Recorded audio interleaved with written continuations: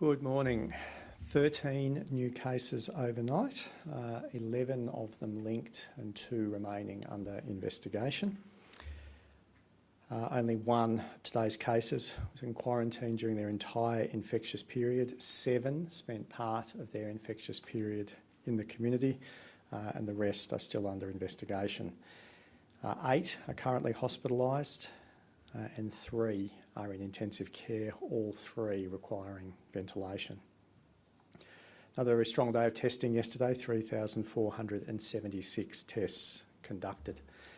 Again, a reminder that the quicker you come forward for testing if you have any symptoms, the less likely that you will be infectious in the community and the less likely that you will then infect other people, including household close contacts and people you may be at work with because you are at work for essential reasons. Now, yesterday I outlined the pathway forward for the ACT. We've indicated throughout the lockdown that our pathway out would be gradual. This is a balancing act that every Australian jurisdiction will face, but it's one that the ACT, New South Wales and Victoria are facing now.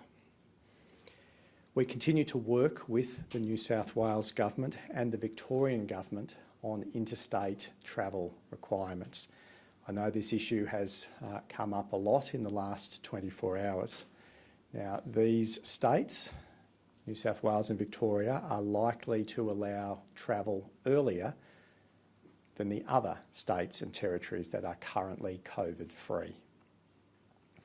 As the ACT remains an identified COVID-19 hotspot by the Commonwealth Government and by all other states and territories, there are strict requirements for you if you travel outside of the ACT. And once you cross the border out of the ACT, you have to adhere to the rules and restrictions of the jurisdiction that you are travelling to.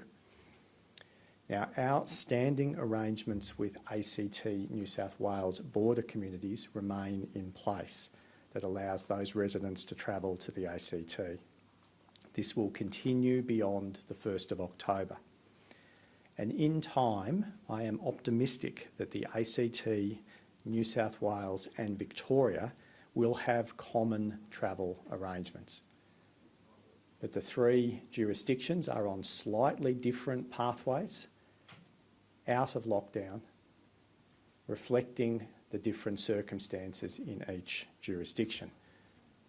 Some jurisdictions have a distinction between their metropolitan population and their regional populations.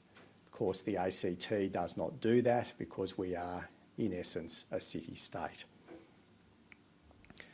The requirements that other Australian states and territories put in place we believe will be consistent across ACT, New South Wales and Victoria. So I don't think there will be a different set of arrangements that Queensland, Western Australia, the Northern Territory, Tasmania or South Australia will apply to distinguish ACT residents from New South Wales residents and possibly even from Victorian residents. So we are likely to be locked out of those COVID-free jurisdictions for a while longer.